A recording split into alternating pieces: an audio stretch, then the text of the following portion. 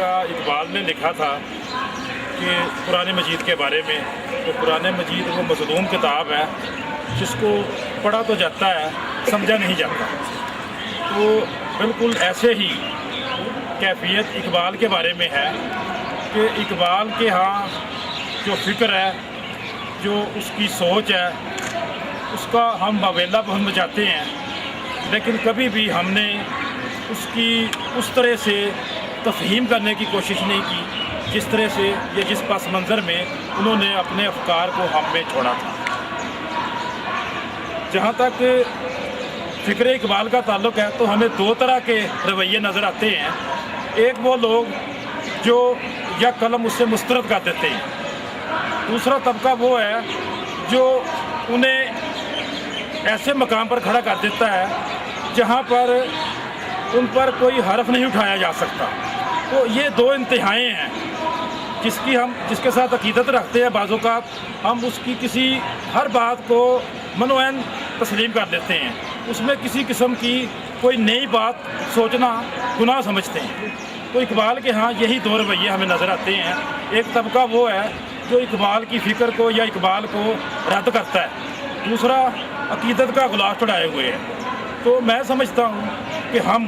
لوگوں کو یا ہمارے بعد جو نوجوان نسل ہے ان کو چاہیے کہ ان دونوں صورتوں کے درمیان جو اصل صورتحال ہے، جو اس کی فکر کا بنیادی مقصد ہے،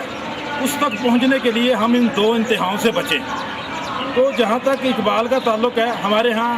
بہت سے جو شاعر یا ادیب ہوتے ہیں تو ان میں ایک مسئلہ ہوتا ہے کہ ان کی ذاتی زندگی مختلف ہوتی ہے ان کے افکار سے۔ بے شمار مغرب کے مفکرین ایسے ہیں، سیاسی مفکرین ایسے ہیں جن کی ذاتی زندگی ان کے افکار سے مختلف تھی، وہ آسکر وائلڈ ہو یا وہ سارتر وہ ہو، روسو ہو، تو اس قسم کے بہت سے افکار۔ لیکن بعض مفکرین، بعض شاعر ایسے ہیں کہ جن کی ذاتی زندگی یا جن کی سوچ کو ان کی فکر سے جدا نہیں کیا جا سکتا۔ تو اقبال بھی ہمیں ایک ایسے ہی مفکر کے طور پر نظر آتے ہیں۔ اگرچہ شاعری میں پرابلم یہ ہوتی ہے کہ جب آپ شعر لکھتے ہیں تو بہت سے ایسی چیزیں آپ کو شاعری کے لیے استعمال کرنی پڑتی ہیں جو آپ کو آپ کے بنیادی مقصد سے تھوڑا دور کر دیتی ہیں۔ مثال کے طور پہ جو شعری نظام ہے، استعاراتی، تشبیہاتی، تلمیحاتی، علامتی، اس میں شاعری جو ہے وہ جو آپ کی بنیادی تھاٹ ہے اس کے لیے رکاوٹ پیدا کر دیتی ہے۔ لیکن اقبال کے ہاں ہمیں نظر آتا ہے کہ ان کی بیشتر شاعری، ان کی جو بنیادی فکر ہے اور اس سے کہیں مختلف نہیں ہے، وہ قادر الکلامی کی وجہ سے اپنے افکار کو اپنی شاعری میں پرونے میں کسی قسم کی ان کے ہاں ہچکچاہٹ نظر نہیں آتی، کسی قسم کی کوئی ہرڈل نظر نہیں آتی۔ تو میں سمجھتا ہوں کہ اقبال، دوسری بات یہ ہے کہ اقبال محض شاعر نہیں ہے۔ اگر محض شاعر ہو تو ہمارے لیے اقبال شناسی صرف اس کی شعری تفہیم تک ہو۔ اقبال کے ہاں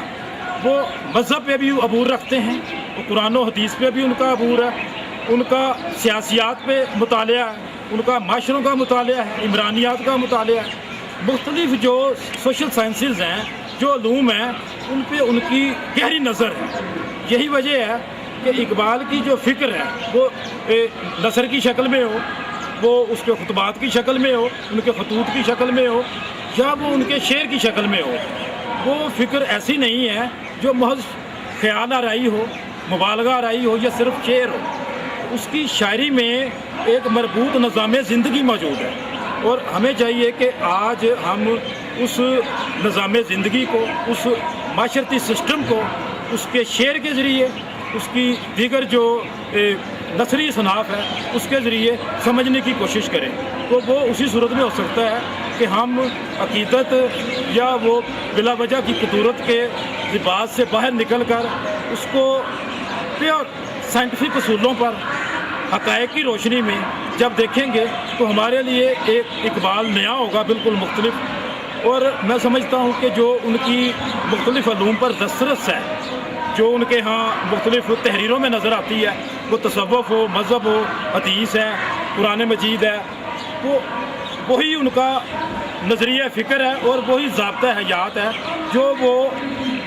نہ ہی صرف ہندوستان اور پاکستان کے مسلمانوں کو اس وقت دے رہے، بلکہ وہ مسلمان چاہے کشمیر میں ہیں، چاہے وہ افغانستان میں ہیں یا مصر اور شام میں ہیں، وہ امت کی بات کرتے ہیں، ملت کی بات کرتے ہیں، اور وہ ملت کی بات کرتے ہوئے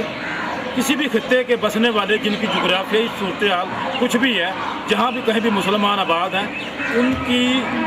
جو بنیادی ضرورتیں ہیں ان کو پیش نظر رکھتے ہوئے وہ اپنی فکر کو مرتب کرتے ہیں اور اپنے افکار میں لے کے آتے ہیں۔ تو میں سمجھتا ہوں کہ آج ہمیں وہ جو حکومتی رویے ہیں ان سے ہٹ کر یا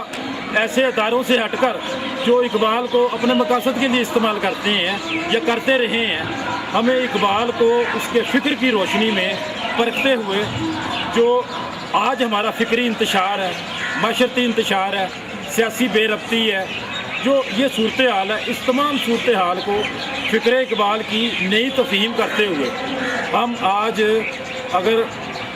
اس کو نئے سرے سے پڑھیں گے، نئے سرے سے اس پر فکر کریں گے تو یقیناً ایسے راستے نکل آئیں گے جو ہمارے آج کے مسائل سے مربوط ہوں گے اور ہمیں ایسا راستہ اور یہ ایسی منزل پہ پہنچائے گا جو مستقبل کی منزل ہوگی۔ اور اقبال کے اشعار میں، ان کی فکر میں ہمیں بے شمار ایسے اشارے ملتے ہیں کہ جب وہ کہتے ہیں کہ میں آج کی بات نہیں کر رہا، آج کے مسلمانوں کی، آج کے لوگوں کی بات نہیں کر رہا، میں آنے والے لوگوں کی بات کر رہا ہوں۔ یہ جو فکر فردہ ان کے ہاں موجود ہے، اسے ہمیں نئے سرے سے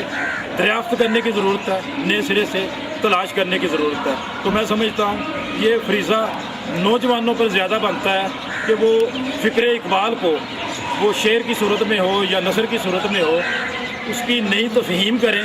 اور اسے آج پہ منطبق کرتے ہوئے آج کے مسائل کا حل تلاش کریں۔